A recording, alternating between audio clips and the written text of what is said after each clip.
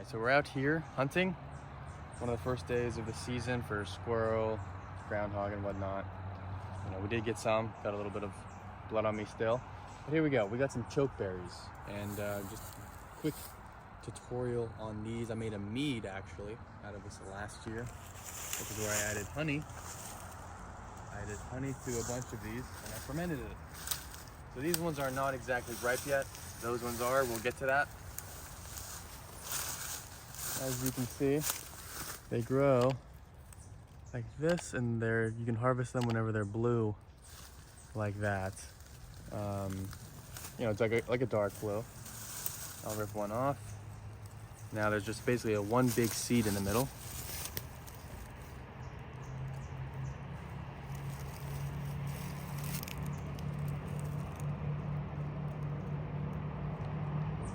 Mostly looks like the whole thing, you know. However, it's pretty good. There's a lot of health benefits to it. Not typically eaten because it's not sweet, like a normal blueberry or black raspberry or anything like that. So let's go check out these actual ripe ones. These is probably almost getting to the point where they're a little bit too ripe. And this tree is out in the field more, so it gets more sunlight. But you can basically, when I did this last year, would come out here, just take the whole pod, put in a bag. These ones are starting to get a little bit wrinkly though. That's kind of what they taste like. It's almost like a raisin, but they're pretty good. And like I said,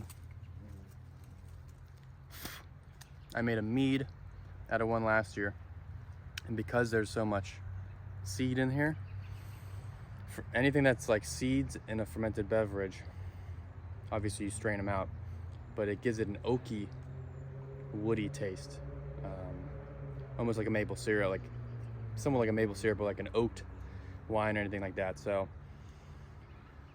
and plus it preserves the, you know, whenever you make alcohol, it preserves the vitamin and mineral content in the actual fruit themselves. And so I do actually we need to do a video on that, because I actually do have some ready to go. So stay tuned for that. And yeah, it's the chokeberry, and probably called the chokeberry because it's got a huge what's it called, pit in the middle of it. But I'll be guaranteed to come back here, not today, I don't have a bag, harvest a lot of these, not all of them because of squirrel. I mean, there's a lot of these though, but the squirrel generally enjoy them in this area. It's a good place to go squirrel hunting. But yeah, stay tuned for that mead video. All right, yeah, we just picked a bunch of these. We left a lot on there still because we still want the animals to have some. But here we got the chokeberries, and like I said, there's not a whole lot to them, not a whole lot of sweetness, and so it's not like a typical berry where it'd be like soaking through this bag. So they kind of just stay on the stems like this.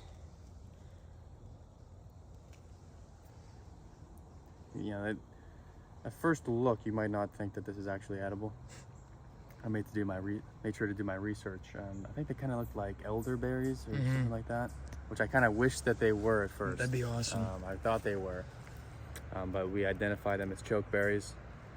They're good and they're healthy. So stay tuned for the video that we're either going to be doing on making a mead or a wine out of this. I did a mead last year, but yeah, stay tuned.